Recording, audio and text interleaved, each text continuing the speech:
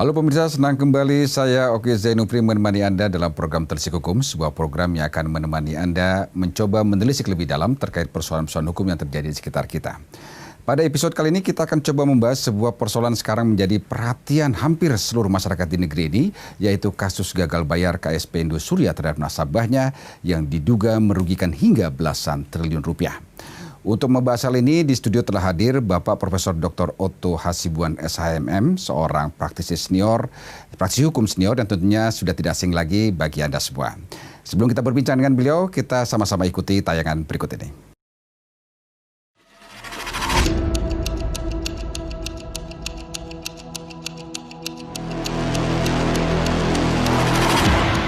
Kasus gagal bayar kembali lagi terjadi. Beberapa nama besar koperasi simpan pinjam dinyatakan gagal membayar kewajiban terhadap para nasabahnya. Dengan dalih koperasi simpan pinjam, nyatanya para nasabah yang menjadi target koperasi-koperasi ini justru para nasabah kelas menengah ke atas. Dan berdasarkan hasil riset, jumlah koperasi palsu atau kuasi di Indonesia saat ini jumlahnya sangat besar. Dari sekitar 152.000 koperasi yang bergerak di sektor simpan pinjam atau keuangan, setidaknya kurang lebih 10% saja yang member base atau sungguh-sungguh berbasis keanggotaan, dan selebihnya adalah koperasi palsu. Penegakan hukum yang masih lemah dan juga literasi keuangan masyarakat yang sangat rendah, serta pengetahuan dan kesadaran masyarakat membaca pola risiko investasi yang sangat rendah, serta mudah diiming imbalan hasil tinggi yang tidak wajar soal koperasi dan investasi telah menjadi persoalan utama saat ini. Hadirnya kasus-kasus gagal bayar tersebut tentunya menyebabkan kerugian yang sangat besar bagi masyarakat. Bayangkan saja, kerugian yang didapat masyarakat pun telah mencapai nilai fantastis hingga triliunan rupiah. Praktek koperasi palsu yang menggunakan model penipuan lama ini pun dengan skema Ponzi atau money game nyatanya masih menjadi jerat yang mujarab bagi para pelaku untuk mengelabui korbannya, di mana skema tersebut menawarkan insentif investasi yang tinggi dengan bunga yang terbilang sangat besar. Lantas, seperti apa solusi yang harus dihadapi oleh para nasabah yang uangnya telah diinvestasikan pada koperasi-koperasi gagal bayar tersebut?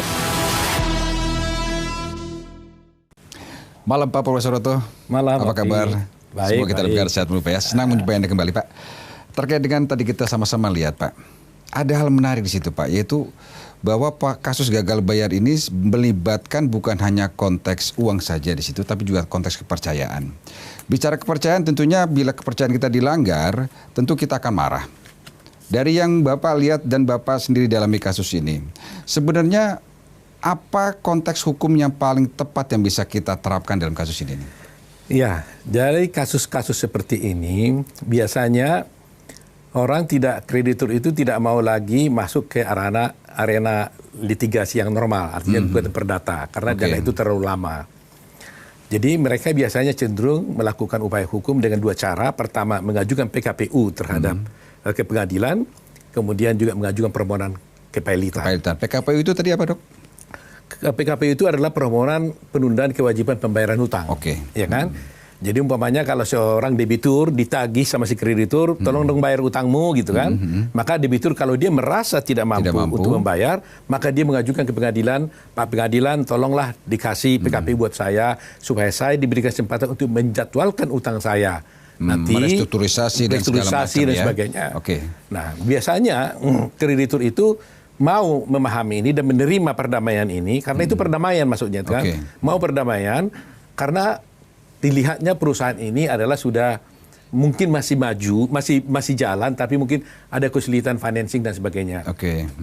Tetapi biasanya kalau sudah perusahaan ini sudah mati, sudah tidak berusaha, ya tidak mungkin loh digabulkan PKPU. Iya kan? Ya, apa yang untuk membayar segala macam? Dari mana dia mau membayar kan? Karena sudah tidak jalan perusahaannya. Jadi impossible thing gitu ya. Nah, biasanya dalam kasus ini kreditur itu mengajukan permohonan kepailitan. Nah, sehingga saya merasa aneh memang kenapa dalam kasus seperti ini ya Indosuria sendiri sudah tidak beroperasi, sehingga kalau dia tidak beroperasi tidak mungkin lagi diajukan PKPU kan? Bagaimana caranya dia membayar hutangnya kalau koperasinya udah mati? Dari mana uang yang dipakai untuk bayar? Di luar Indosuria ini memang di dalam praktik pengadilan ada juga terjadi sebenarnya yang mengajukan permohonan PKPU itu adalah orang suruhan daripada si debitur sendiri. Ada juga seperti itu. Jadi dia suruh tolong dong ajukan saya PKPU, sebenarnya orang dia juga. Nah, dalam kasus ini saya tidak tahu ya. Tapi faktanya dalam kasus ini bahwa ini diajukan oleh beberapa orang kreditur. Ada kecenderungan melakukan itu bisa ya? Maksudnya praktik segala itu bisa terjadi. Hal bisa terjadi. Ya kan ini praktik di pengadilan kan kita tahu semua permainan itu kan.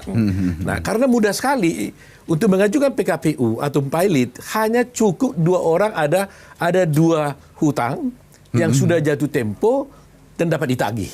Cukup 2 itu aja, ajukan permohonan pengadilan dikabulkan, selesai. Nggak ada dispute lagi mengenai itu. Sepanjang hutangnya sederhana ya dikabulkan. Nah, dalam kasus ini yang terjadi adalah PKPU.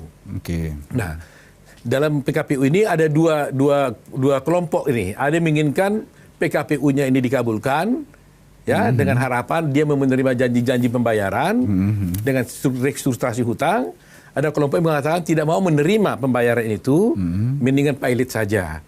Nah, kalau saya mewakili klien saya berpendirian begini, kalau memang si indosurianya, si debiturnya berniat baik, punya etikat baik, ya, maka kalau dia tawarkan umpamanya sejumlah uang kepada klien saya, sebagian dulu ya katanya, katakanlah 50% umpamanya, ya kan, maka sisanya nanti kita tunda pembayaran.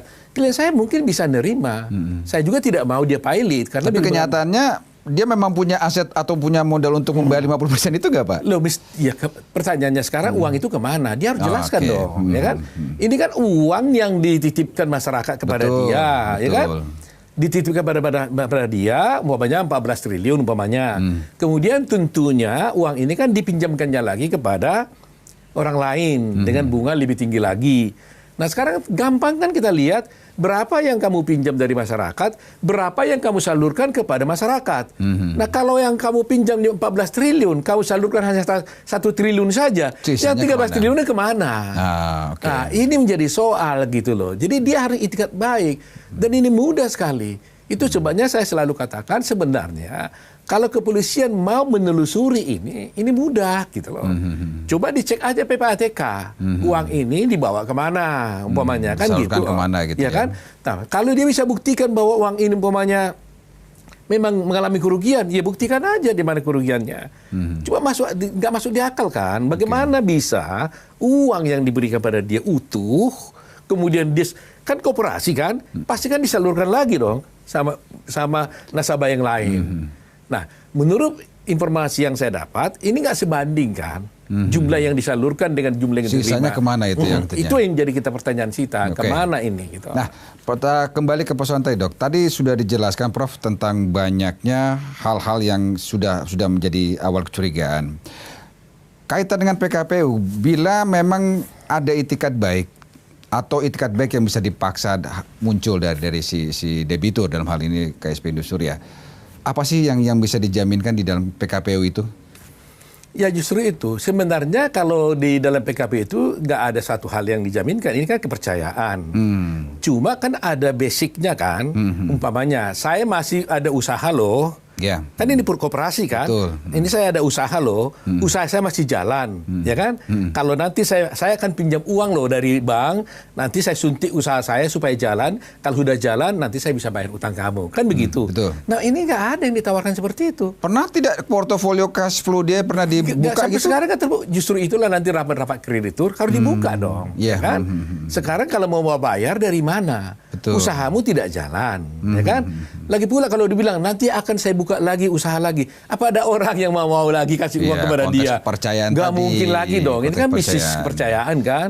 Masa suatu perusahaan yang sudah punya utang 14, triliun sekian, dia buka usaha lagi, pinjam uang dari masyarakat, mana ada orang mau ngasih uang kepada dia lagi? Nah, oleh karena itulah saya katakan, tapi siapa tahu pendiri dari koperasi ini mungkin punya uang di luar. Siapa tahu mau beritikat baik, ya udahlah demi kasihan rakyat ini, ada yang bunuh diri, daripada saya bawa dosa kemana-mana, saya bayarlah gitu umpamanya kan. Nah, itu bisa. Nah, itu kami tidak tertutup kemungkinan untuk bernegosiasi berapa jumlahnya yang dibayar di muka dulu. Tapi kalau tidak ada DP di depan, impossible agak sulit lah. ya. Nah, ini berarti bicara aset terkait. Kita akan bahas, Prof. Karena menarik aset terkait yang bisa menjadi jaminan bahwa memang ada itikat baik untuk menyelesaikan masalah. Betul. Kita akan bicara kembali. Dan pemirsa Televisi Hukum, jangan kemana-mana. Pembicaraan kami makin menarik dengan Profesor Otto. Kita segera kembali.